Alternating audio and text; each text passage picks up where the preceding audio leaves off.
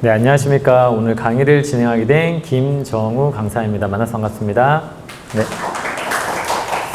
네, 에너지 신산업에 대한 채용 동향이란 어떤 주제를 가지고 조금 주요한 어떤 회사들의 어떤 동향이라든지 채용과 관련된 부분들, 그 다음에 여러분들이 혹시라도 궁금한 어떤 점들은 제가 아는 선상에서 최대한 설명을 드려보도록 하겠습니다.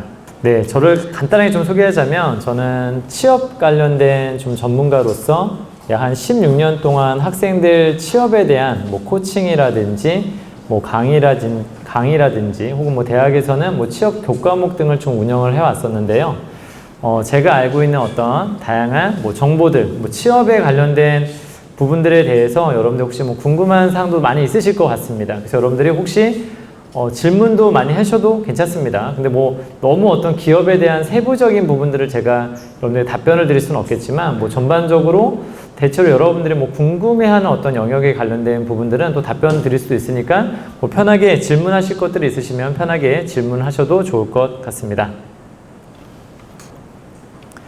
네, 일단 그 에너지 신산업에서 공기업에 대한 부분도 굉장히 큰 파일을 차지한다라고 볼 수 있을 것 같은데 지금 우리 정권이 바뀌었습니다. 그래서 신재생 에너지 사업은 이전 정권에선 굉장히 중점적인 어떤 사업이었습니다.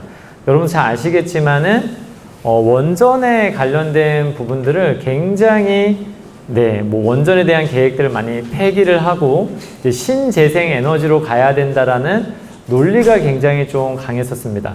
그리고 나서 다시 원전으로 주된 어떤 에너지원으로 다시 원전으로 다시 복귀해야 된다라는 게 또 지금 정부의 어떤 정책 기조이다 보니까 사실 신재생 에너지라는 어떤 부분은 지금 현재 정권에서는 딜레마가 좀 될 수 있다. 그래서 강폭적으로 막 투자 계획이 있었다가 다시 이 부분이 올스탑 됐다라고 좀 볼 수 있을 것 같고요. 그래서 에너지 공기업에서 몇 군데만 좀 찝어서 좀 보자면 한국 동서발전 같은 경우에는 46명, 중부발전은 44명, 한국수력원자력은 300명, 한국전력공사는 600명 이래서 변동성이 분명히 있다라고 볼 수 있을 것 같고요. 보통 발전소 정도의 어떤 캐파는 한 4, 50명 정도 되겠구나라고 생각하셔도 될 것 같습니다. 근데 이 지금 정부의 어떤 정책 기조가 굉장히 중요한데 이전 정권이 굉장히 방만 경영을 좀 했었다. 그래서 공공기관들이 재무적으로 지금 너무 많이 취약하고 특히 에너지 기업들이 많이 타겟이 되고 있는 경우들이 많이 있습니다. 그러다 보니까 이전 정권에서는 채용을 하는 것을 사회공헌 활동으로서 우리가 보통 사기업은 재무적인 관점에서 평가를 받는데 공공기관들은 재무적 관점이라기보다는 국가에서 시행하는 경영평가가 있습니다. 이 경영평가에서 굉장히 높은 파일을 차지하고 있던 것이 사회공헌. 결론적으로 그 사회공헌이 뭐냐? 여러분들을 많이 취업을 시키고 채용을 하는 걸 사회공헌 활동으로 좀 봤었고 그래서 공공기관이 사회에 이바지하는 어떤 역할을 굉장히 많이 강조했었습니다. 그래서 회사의 정원의 약 3% 정도를 뽑았습니다. 이 3%라는 얘기는 뭐냐면 회사가 만약 정원이 3만 명이다 라고 하게 되면 그냥 3%를 의무적으로 신규 채용을 해야 됩니다. 3만 명이면 무조건 그냥 900명 이상은 무조건 의무적으로 채용을 한다든지 그 미만으로 만약에 뽑게 되면은 좀 벌점을 받을 수 있는 그러면 기업의 경영평가 등급이 낮아지고 경영평가 등급이 안 좋아지게 되면 기관장이 교체되는 문제들이 발생할 수 있고 또 직원들에게는 성과급의 수준이 떨어지는 문제들이 발생해서 사실 공공기관에서는 굉장히 중요한 문제라고 볼 수 있습니다. 근데 이 기조 자체가 바뀌었습니다. 재무평가로 바뀌었어요. 사회공헌 점수를 떨어뜨리고 재무적으로 관리가 잘 안 되게 되면은 불이익을 줄 수 있다. 경영평가에서 등급이 낮아지는 문제가 발생할 수 있다 보니까 재무적 관점에서는 인력을 많이 늘리게 되면 어떻게 될까요? 인력을 많이 늘리게 되면 좋지 않겠죠. 재무적인 어떤 부담을 줄 수 있기 때문에 인력을 좀 최소화하려고 하는 경향들이 있습니다. 그래서 인력을 좀 최소화하는, 그래서 올해 사실은 전체 공공기관 인력은 22,000명, 3년간의 어떤 평균은 27,000명이라고 얘기했으니까 이전까지는. 근데 올해 갑자기 한 5,000명 정도 평균에서 떨어졌고, 근데 저는 이렇게 생각합니다. 이게 가장 좋을 때라고 생각하시고 적극적으로 내가 어떤 시기가 있을 때는 빨리 지원하지 않게 되면은 나중에 더 좋아지지 않을까라는 생각보다는, 그래서 요즘에 사실은 공공기관을 준비하시던 분들이 상당히 많이 조금 이탈을 했다라고 볼 수 있을 것 같습니다. 그래서 한국전력공사 같은 경우는 236명을 작년에 뽑아서 너무 안 뽑았죠.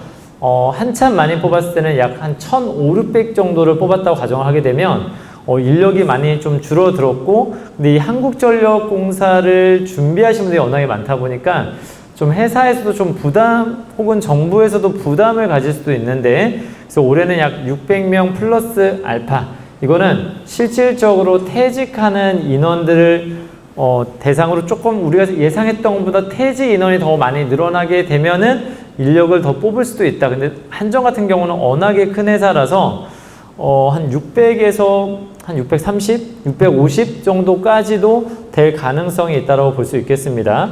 또 원자력은 작년에 437명 뽑았는데 올해는 300명 정도로 좀 생각보다는 또 인원이 또 줄어든 어떤 부분들이 있습니다. 중요한 건 이제 국가에서 말하는 거는 원자력에 관련된 전반적인 산업에 대한 지원은 굉장히 많습니다. 좀 원자력과 많이 연계된 회사가 있다고 한다면 뭐 두산 중공업이 회사 이름이 바뀌었습니다. 두산 에너빌리티라는 어떤 회사로 좀 바뀌면서 그런 어떤 이 원자력 전반의 사기업들에 대한 지원은 좀 늘었지만, 뭐 공공기관 같은 경우는 인력을 조금은 다운시키고 있다는 거 한번 말씀을 드려보고 싶습니다.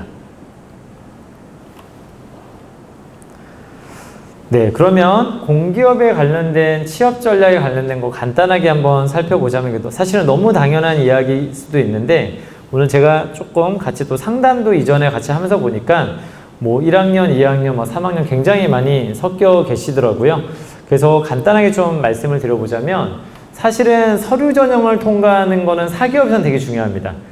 사기업은 서류 통과 자체가 조금 쉽지는 않은데, 공공기관은 서류 전형 통과되는 건 그렇게 어렵진 않아요. 왜냐면 필기까지 넘어가는 배수 자체가 뭐 20배수, 뭐 30배수, 뭐 한국가스공사 같은 경우에는 뭐 토익의 기준이 뭐 예를 들면 750점이 넘었다라고 하게 되면 전원 필기로 넘어간다든지 하는 경우들이 많아서, 뭐 이러신 분들이 있습니다. 가끔씩 상담하다 보면 자기가 공기업과 굉장히 어울리는 사람이다라고 얘기하시는 분들이 있어요. 왜 그러냐라고 생각하게 되면 사기업은 제가 서류가 썼는데 잘 안 통과된다.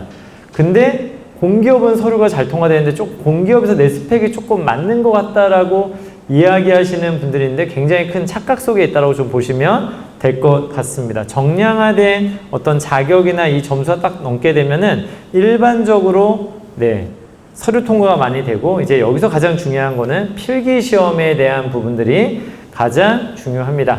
근데 또 이러신 분들이 있습니다. 내 힘으로 한번 와서 해보겠다라고 할 수 있는데, 뭐 여러분들이 인강을 듣던 아니면 학교에서 다양한 이런 필기 시험에 대한 프로그램 같은 게 계속 있을 겁니다.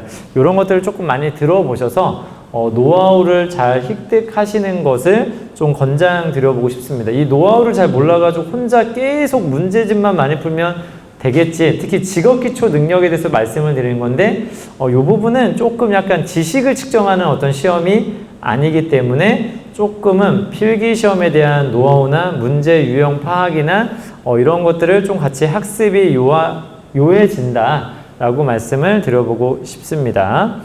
그 다음에 가산점을 주는 걸 좀 고려를 해보셔야 되는데, 사기업은 뭐 가산점을 주는 게 딱히 없습니다. 근데 공공기관은 다 정량화된 것들이 되게 많기 때문에 가산점 받을 수 있는 것 같다고 한다면 또 뚜렷한 게 별로 없는 게 체험형 인턴 정도, 여러분들이 뭐 휴학을 하시던지 아니면 졸업을 하신 다음에 체험형 인턴이 보통 뭐 5개월, 6개월씩 있을 수 있는데, 여기에서도 또 체험형 인턴 했다고 전부 다 가산점을 주는 건 아니고, 최근에는 우수 인턴에 다시 선발이 돼야 됩니다. 그 안에서도 뭐 10% 정도의 인원을 우수 인턴으로 만약 선발한다. 그 안에 들어가게 되면 뭐 만점에 2%, 3%의 가산점을 주는 기관들이 있으니까 그런 거 조금 신경 써보셔야 될 것 같고요.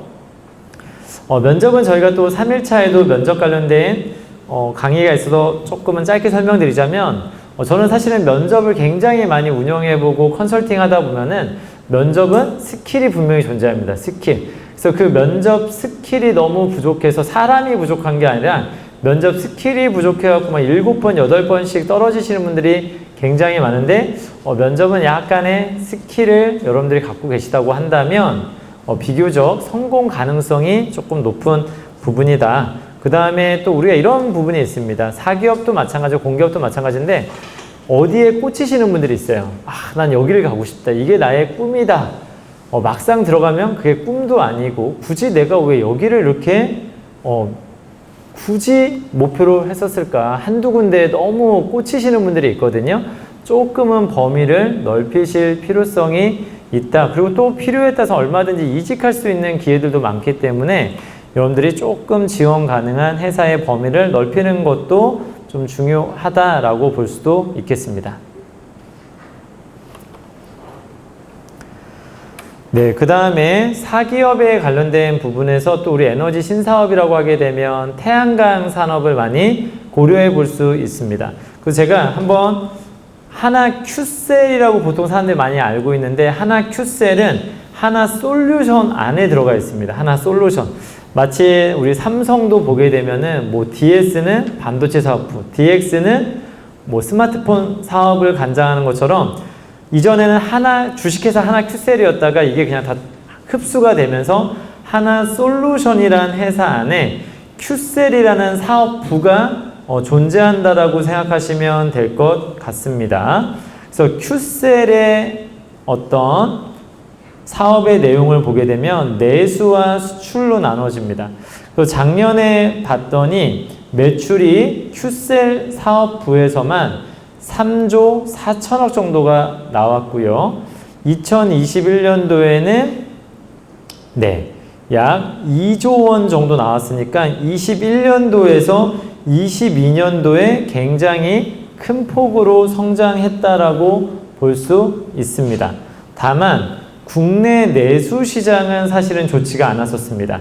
21년도에 약 7,500억대에서 여기에서는 다시 5,500억으로 매출이 약 20%가 아니라 2,000억이 좀 줄어들었는데 이 부분이 아까 말했던 영향이 좀 있다.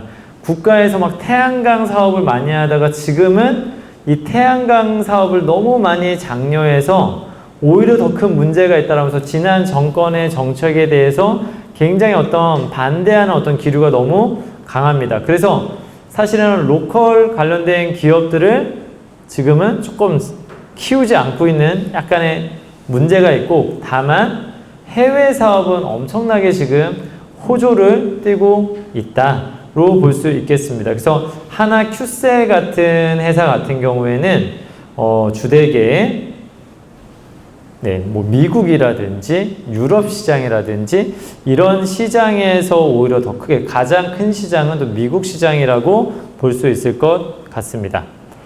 그래서 하나 큐셀이 이 태양광은 크게 보면 두 가지가 있는데 주택용 태양광이 있고 뭐 상업용 태양광으로 이렇게 나눠져 있는데요.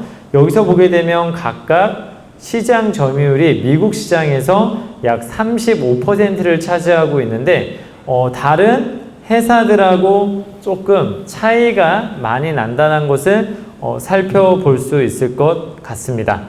그래서 미국 시장에서 굉장히 높은 수준으로 성장하고 있고 마치 자동차 회사라든지 지금 반도체, 2차 전지 회사들이 미국이나 유럽에 엄청나게 많이 투자를 하고 있는데 뭐 IRA라는 법안이 있습니다. 그 법안에 의해서 지금 큐셀 같은 경우에도 적극적으로 미국에 투자를 하고 있는 모양새다라는 거 여러분들이 한번 체크를 해보셨으면 좋을 것 같습니다.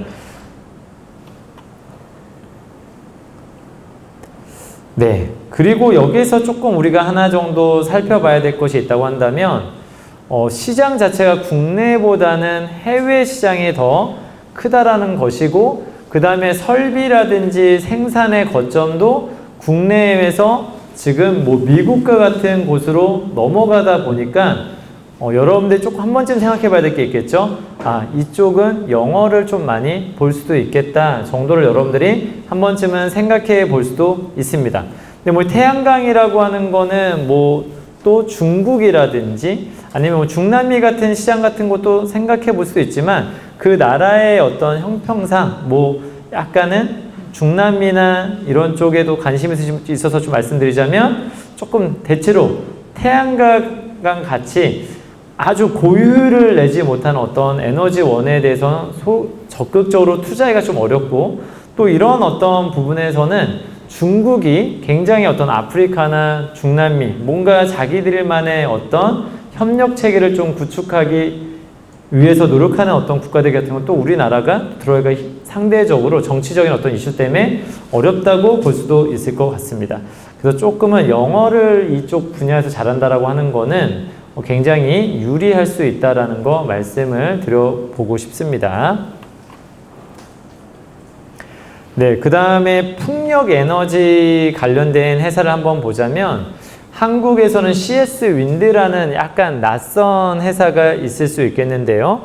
이 CS 윈드의 2023년 매출 전망치를 봤더니 1조 8,514억, 22년도에 보다 엄청나게 크게 매출이 성장했다라고 볼 수 있겠죠. 약 한 5천억 정도 조금 매출이 오를 정도로 굉장히 이쪽도 성장세라고 좀 볼 수 있을 것 같습니다. 좀 신문 기사를 한번 찾아보게 되면은 EU 같은 경우에는 2030년까지 재생 에너지 비중을 지금 뭐 현재는 32%라는 얘기고요.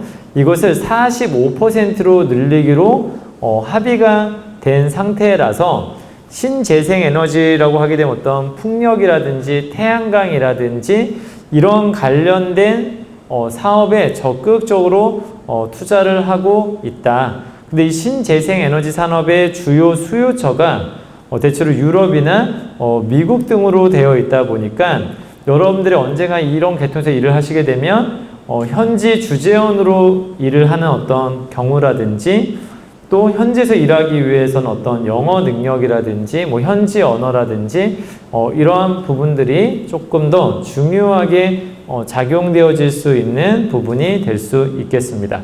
그래서 CS 윈드는 육해상 풍력 발전기, 여러분 이렇게 큰 타워에서 이렇게 도는 거 보신 적 있죠?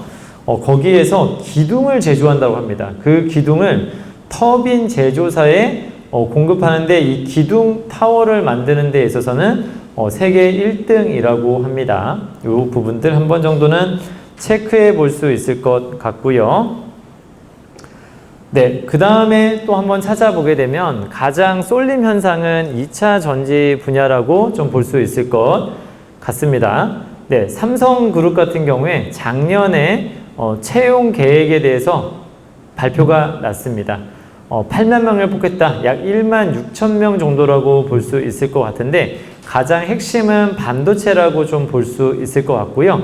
나머지는 제가 봤을 때는 바이오나 배터리 쪽 관련된 인력 채용이 굉장히 많이 있을 거라고 보고 있고요. 그 다음에 SK그룹 같은 경우에도 연간 1만 명, 그 중에서 배터리나 배터리 소재 관련된 분야, LG그룹도 배터리와 배터리 소재 관련된 분야, 현대차 같은 경우에도 배터리의 내재화라고 해서 자동차 제조사들도 배터리를 개발하려고 합니다. 왜냐하면 전기차 시대에 있어서 자동차 원가에 이 배터리의 가격 비중이 너무 높습니다. 그럼 결론적으로 우리가 자동차를 만들어가지고 남 좋은 일을 한다는 생각을 가질 가능성이 높겠죠. 그러다 보니까 이게 현대차도 그렇고, 그 다음에 테슬라도 그렇고, 뭐 폭스바겐 같은 회사, 도요타 같은 회사들도 완전히 우리가 이걸 내재해야 한다는 거는 우리가 직접 배터리를 개발하겠다라는 것입니다. 그래서 약간은 지금 우리나라의 어떤 배터리 회사들이 굉장히 잘 나가고 있지만, 어느 순간에는 이게 실제로 실현됐었을 때 부정적으로 보는 시선도 많습니다.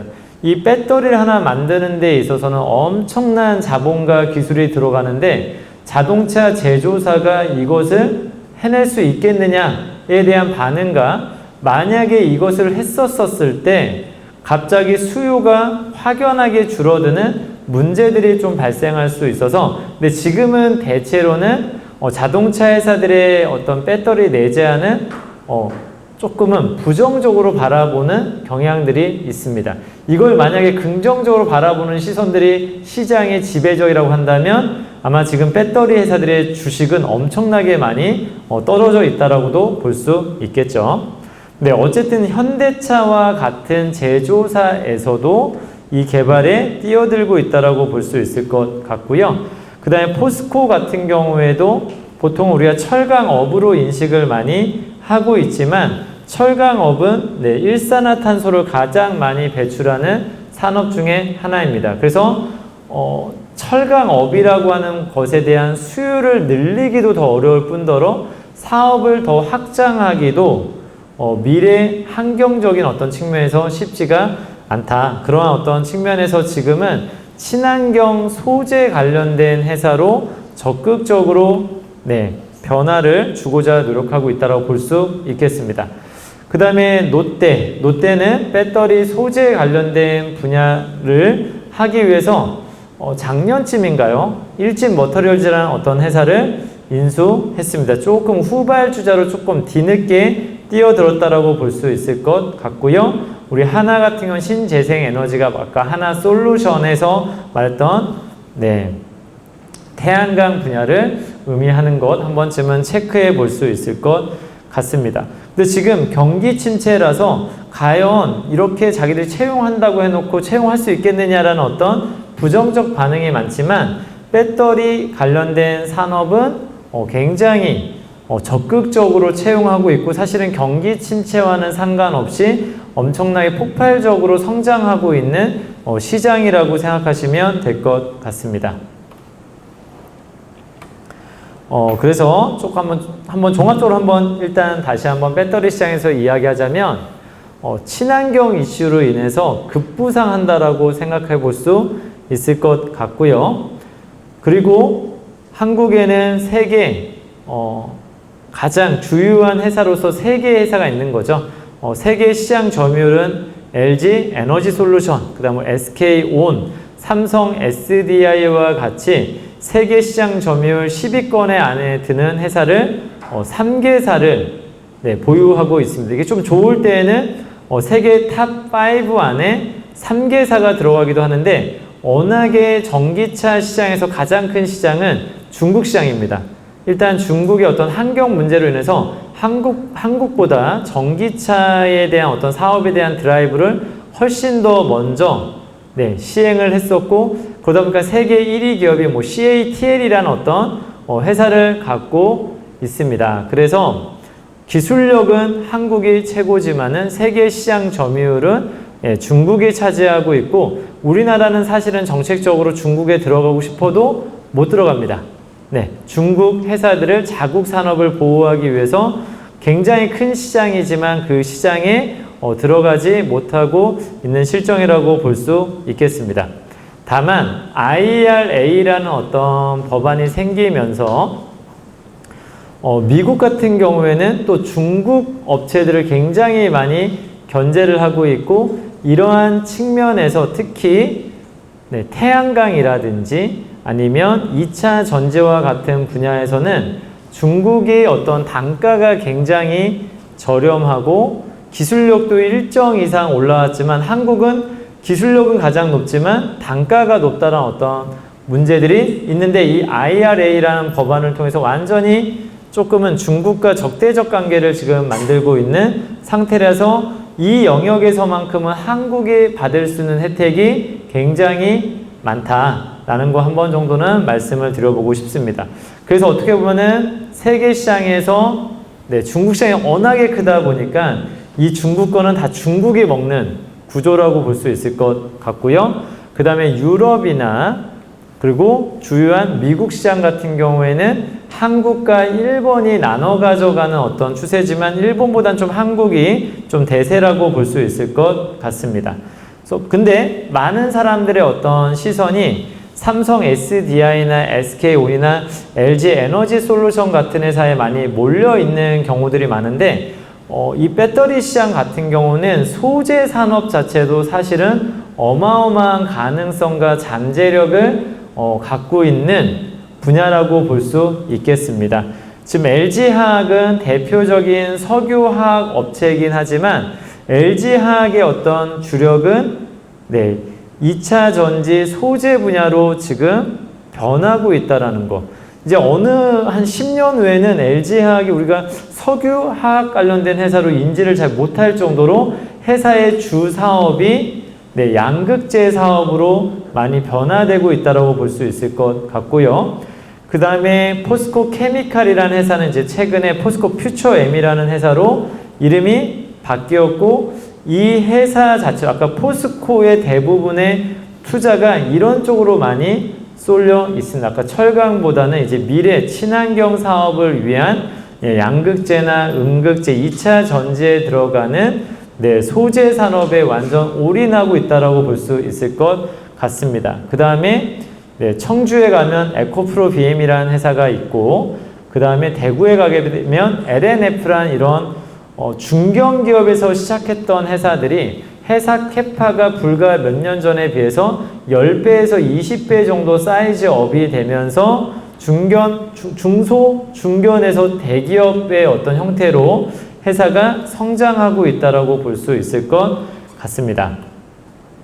그래서 우리가 완성 배터리를 만드는 배터리 셀 기업 외적으로 소재 기업에 대한 관심을 많이 불러일으킬 가능성이 높은데, 아직까지 이런 소재 기업에 대한 이해도가 많이 떨어지는 경우들이 많습니다.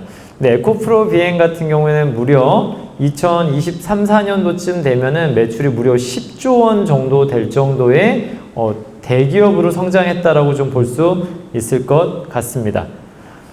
그리고 포스코도 배터리 소재 쪽으로, 그리고 포스코 퓨처엠과 에코프로 BM에 대한 이렇게 비교 기사들도 좀 나왔었는데, 포스코는 계속 투자한다는 얘기 많이 나오는데 약간은 왜 이렇게 계약에 대한 게 잘 안 나오냐. 근데 에코프로 BM은 어디랑 무슨 계약을, 어디랑 또 무슨 계약으로 굉장히 많이 언급이 되었다가, 포스코 퓨처엠도 최근에는 삼성 SDI하고 40조 원짜리 계약이 체결되기도 했습니다.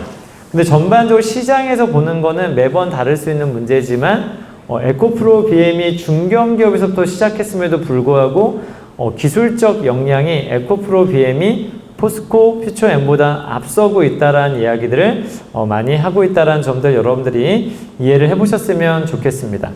그 다음에 우리나라의 어떤 전략적 생산 기지들이 있긴 하지만 결론적으로는 자동차 브랜드들이 어디에 많이 몰려 있습니까? 미국에 몰려 있고 유럽에 몰려 있습니다. 아까 그 IRA라는 어떤 또 법안에 의해서 현대차조차도 미국에서 자동차 판매를 하면 한국보다는 미국에 계속 투자를 하고 있습니다. 그러면 이 생산 공장도 당연히 뒤따라 갈 수밖에 없다. 그래서 연구개발 조직은 보통은 한국에 본사가 있기 때문에 한국에서 일을 한다라고 조금 볼 수 있을 것 같고, 근데 생산이나 품질 계통으로 빠졌었을 때는 대체로 조직 자체가 현지로 갈 수밖에 없는 구조이다. 현대차 따라가서, 테슬라 따라가서, 벤츠 따라가서 그 나라의 생산 기지들이 좀 있기 때문에 영어 능력이 많이 강조되어질 수밖에 없다라는 것.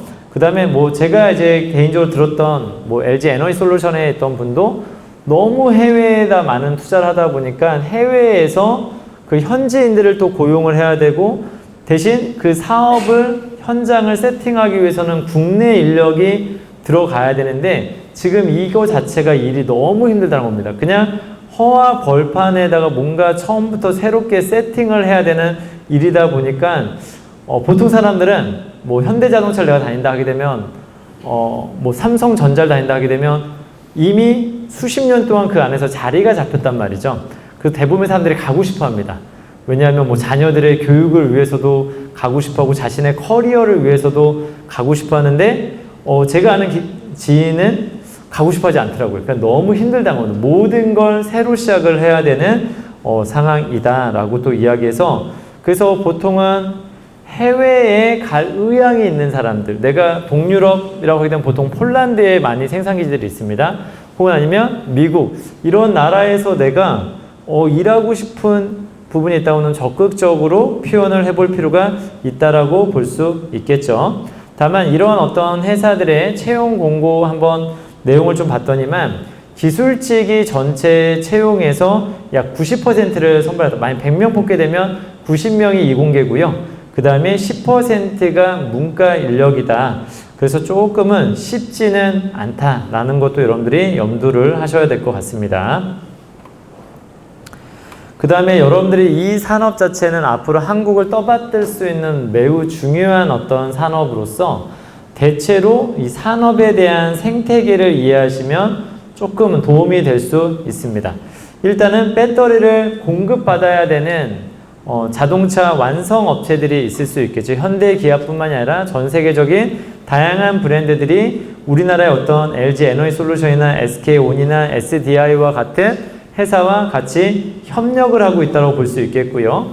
아까 제가 소재가 되게 중요하다고 했었는데 이 소재 회사가 왜 중요하냐면 이 완성된 배터리 굉장히 비쌉니다. 배터리 가격이 제가 알기로 한 2천여만 원 정도 될 정도로 자동차 완성 이거에서 너무 비싼 비중을 차지하고 있는데 여기서 또 다시 이 완성된 배터리에서 생산 원가에서 약 40에서 60%를 양극재가 차지하고 있습니다. 그래서 어떻게 보면은 이 제품 굉장히 비싸게 팔리고 있지만 이 양극재 자체가 어떻게 보면 굉장히 핵심일 수도 있다는 겁니다. 그래서 LG화학에서 LG에너지 솔루션이 분사가 됐어요. 분사될 때 저도 LG화학 주식을 사고 있었는데 주식이 엄청나게 많이 떨어졌습니다. 아니 갑자기 회사가 나는 이걸 보고 투자를 했는데 회사가 떨궈져 나갔어요. 그거 굉장히 좀 화가 났던 기억이 좀 있었는데 근데 LG화학이 완전히 다 내보낸 건 아닙니다. LG엔솔은 배터리 셀 완성품의 배터리를 만들지만 LG화학이 핵심적으로 공급하는 이 양극재 사업은 적극적으로 지금 추진하고 있어서 LG화학도 나름대로의 계획이 있다라고 말씀을 드려보고 싶습니다. 그래서 이러한 어떤 형태의 회사들이 있고 그 다음에 음극재, 동박, 전해질 관련된 어떤 분야의 어떤 소재들을 이렇게 공급한다라고 생각하셨으면 좋겠습니다. 그래서 여러분들이 배터리 셀 회사 외에 이 양극재, 소재에 관련된 회사에 대한 관심을 좀 높여보자라고 말씀을 드려보고 싶습니다. 그 다음에 또 이 표에서 또 보게 되면은 조금 더 추가된 게 두 가지 영역이 더 추가됩니다. 어떤 게 추가가 되냐면 강산 재련업에 관련된 부분이 추가가 되었습니다. 우리나라는 이 IRA 법안이 굉장히 좀 중요한데 이 강산 재련업이 보통은 중요한 어떤 강산이나 이런 원료들을 어느 나라가 많이 공급할 것 같습니까? 대부분을 중국에서 갖고 들어왔습니다.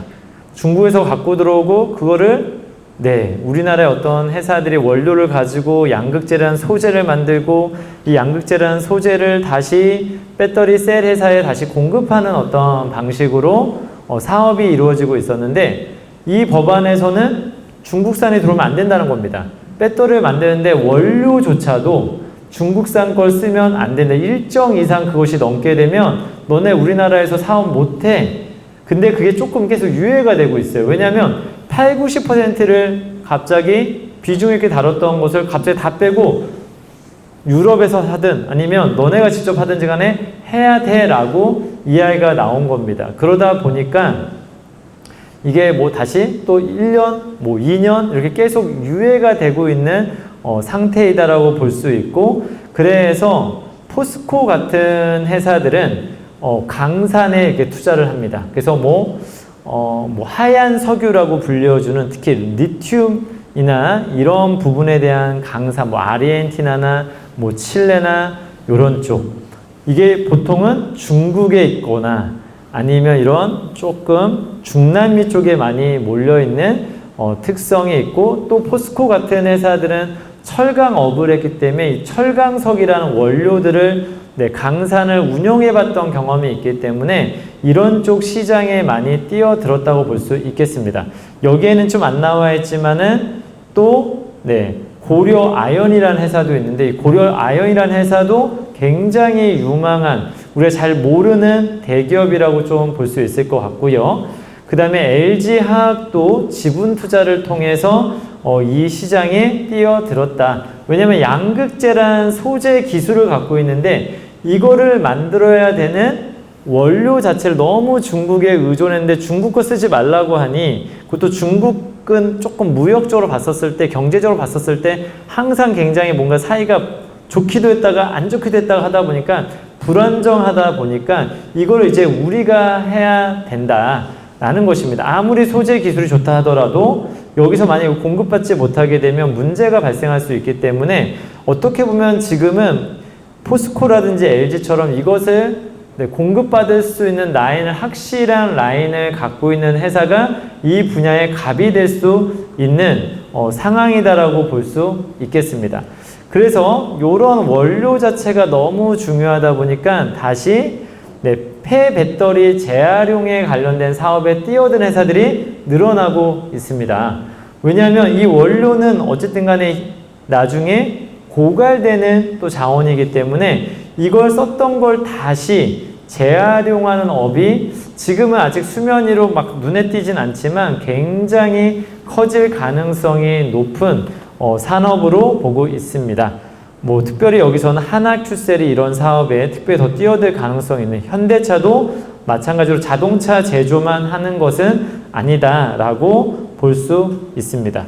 그 외에도 어떤 충전소 사업이라든지 이런 부분, 근데 이런 부분들은 지금 약간 테슬라가 완전히 알박기를 하고 있다고 볼 수 있는데, 테슬라가 지금 연간 생산하는 차량이 약 200만 대라고 합니다. 다른 회사들이 생산하는 전기차는 예를 들면 몇만 대, 몇십만 대 정도, 최대를 쓸 때 몇십만 대 정도인데, 얘네들은 100만 대, 200만 대를 어떤 뭐랄까요, 엄청난 규모로 성장을 하다 보니까 얘네들이 충전소를 다 갖고 있단 말이죠. 근데 예를 들면 우리 회사가 한 5만 대 정도 생산하고 있는데, 팔리고 있는데 충전소를 여기저기에 박을 수가 없습니다. 그러다 보니까는 얘네들이 요즘에 볼보 같은 회사들이 우리 충전소 같이 쓰면 안 될까? 이렇게 돼버리는 겁니다.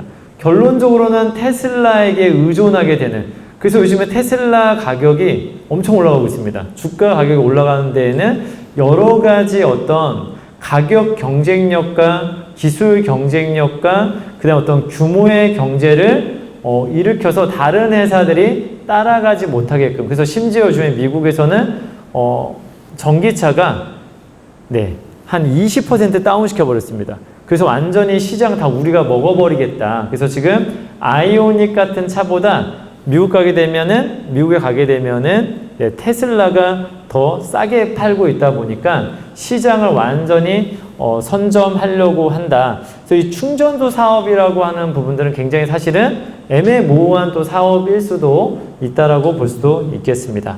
다만 충전소 사업 자체가 뭐 지금은 시간을 얼마나 줄여주느냐, 혹은 아니면 무선 관련된 기술도 있습니다. 뺐다 꼈다 하기가 너무 귀찮다 보니까 무선, 마치 와이파이처럼 충전한 어떤 기술도 실제로는 갖고 있는데, 어떤 가격적인 어떤 측면이나 뭐 이런 측면에서 아직까지 상용화는 되지 않고 있다라고 볼 수 있겠습니다.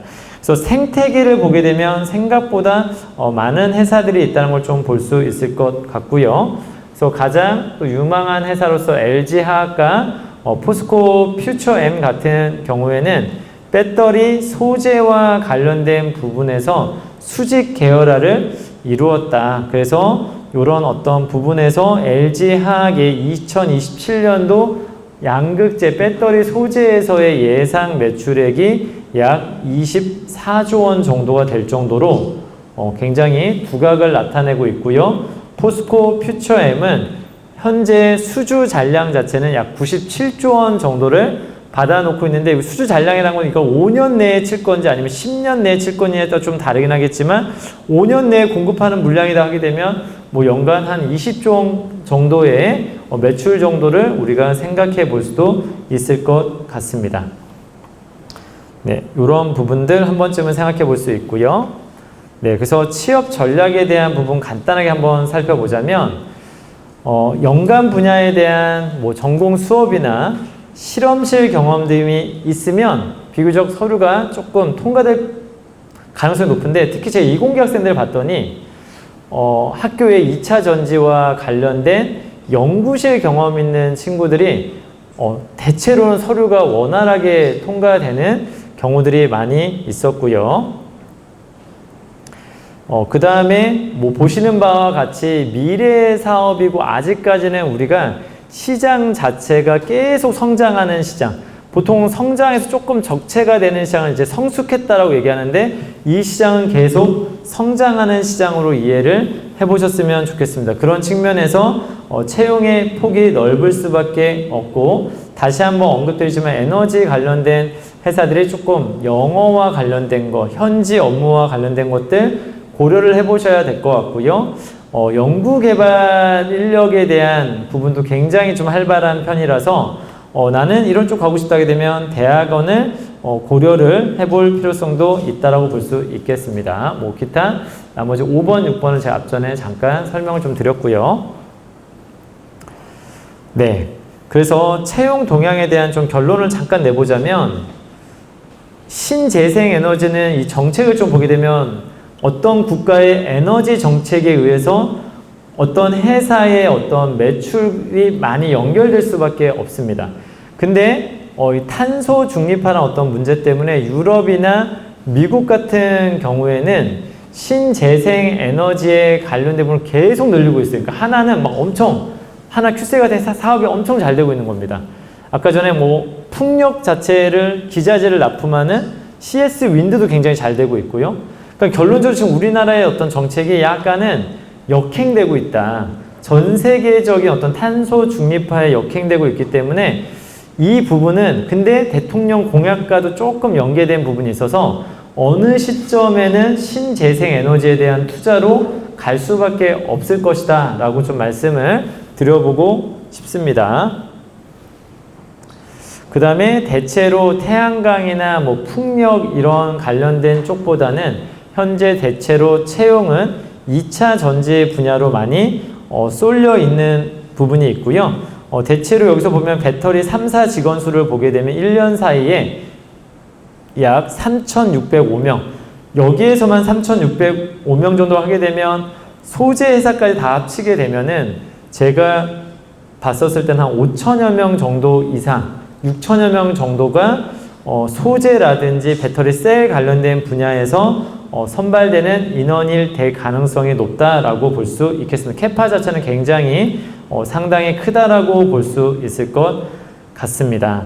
그래서 대체로 다만 이런 인력들을 뽑을 때는 뭐 설비 관련된 분야라든지 연구개발 인력 등이 조금 많이 있고요. 그 다음에 뭐 이런 데를 난 좀 가고 싶다라고 한다면 2차 전지에 관련된 계약학과를 조금 가는 것을 고려를 해보셨으면 좋을 것 같습니다. 현장에서는 연구 설계 분야가 1,013명 정도가 석박사 인력이 부족하다.